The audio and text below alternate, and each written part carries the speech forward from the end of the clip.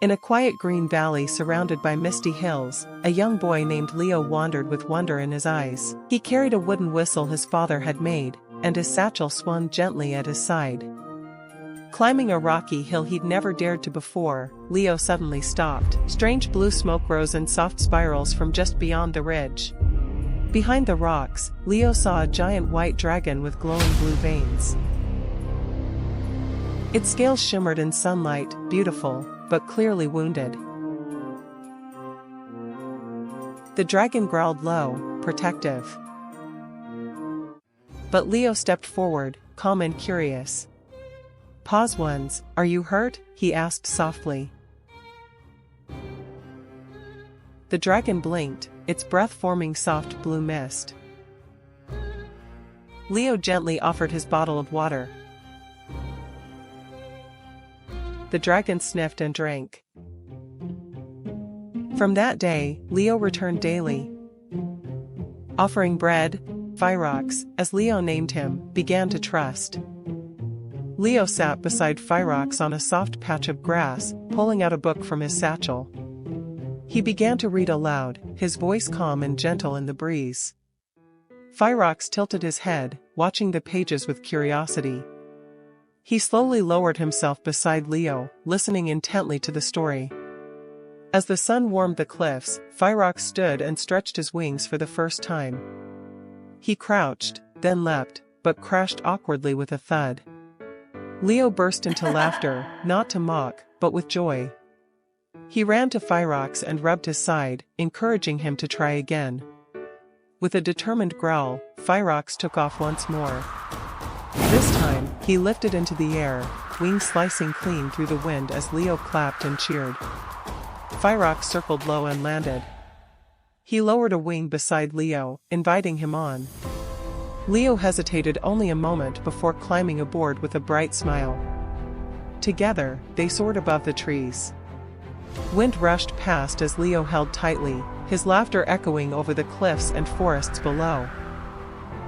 They danced through clouds, dipping and rising like birds.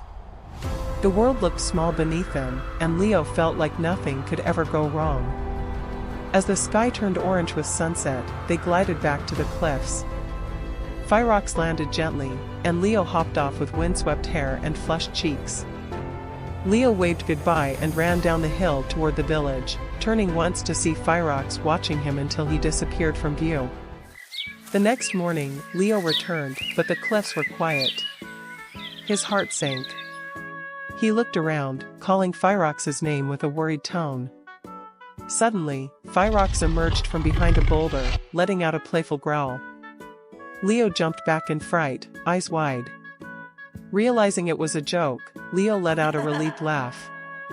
Firox bowed his head, brushing gently against Leo's shoulder in apology. They took off once more, soaring higher than before, with Leo perched confidently on Firox's back, wind whipping around them. Up in the sky, Leo spotted his village in the distance. He leaned forward, pointing, and Firox veered gently toward the cliffs near it. From below, a lone villager looked up and gasped at the blue dragon crossing the sky, rushing to tell the others what he'd seen. After landing, Leo noticed blood trickling from a small wound on Firox's front claw. His eyes widened with worry. He ran toward the village, determined to bring herbs and cloth to help. But as he reached the edge of town, something stopped him. Villagers had gathered with torches and weapons. They whispered of the beast on the cliffs and planned to hunt it before nightfall. Leo's heart pounded. Without a word, he turned and sprinted back to the cliffs, faster than he'd ever run, hoping it wasn't too late. He found Firox resting beside the cliff, breathing slowly. Leo rushed to him and whispered, "Hide. The villagers are coming." Firox let out a soft, confused growl but obeyed, crouching behind a rocky outcrop as footsteps and voices grew closer. Moments later, villagers emerged from the trees, their torches flickering in the wind. They searched, calling out into the cliffs. Leo stepped forward, blocking their path. "There's nothing here," he said firmly. "You don't need to be afraid." The villagers hesitated. Some lowered their torches, but one man stepped forward. We saw it. The beast in the sky. Leo held up the glowing blue scale. He's not a beast. He's my friend. He saved me when I was lost. He protected me. A hush fell over the crowd. Then Leo's father stepped through. He's never lied to us, he said quietly. If he trusts the dragon, so should we. Slowly, one by one, villagers lowered their torches.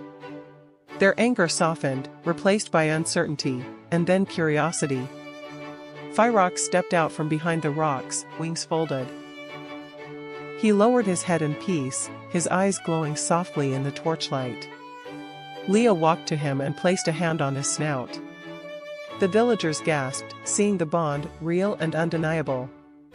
Then Firox lifted a glowing scale from his chest and placed it in Leo's hand, a gift and a promise that their friendship would never fade. Leo looked up, eyes filled with emotion. Firox spread his wings wide and leapt into the sky, climbing higher and higher into the stars. His glowing shape vanished into the clouds, and the cliffs fell silent. But something had changed, something lasting. Time passed. Leo grew older.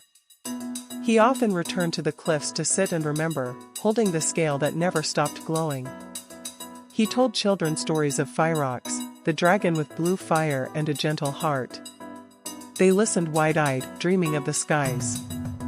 Some said they still saw blue trails above the valley on misty mornings. Others said they heard wings in the wind. Leo only smiled and looked up. He never stopped believing. Not even once. On his windowsill, the scale sat in a carved base, glowing faintly, like a star caught on Earth. And far above the clouds, Firox still flies, watching, guarding, waiting for the boy who once believed. Moral of the story: believing someone when no one else does can changes everything.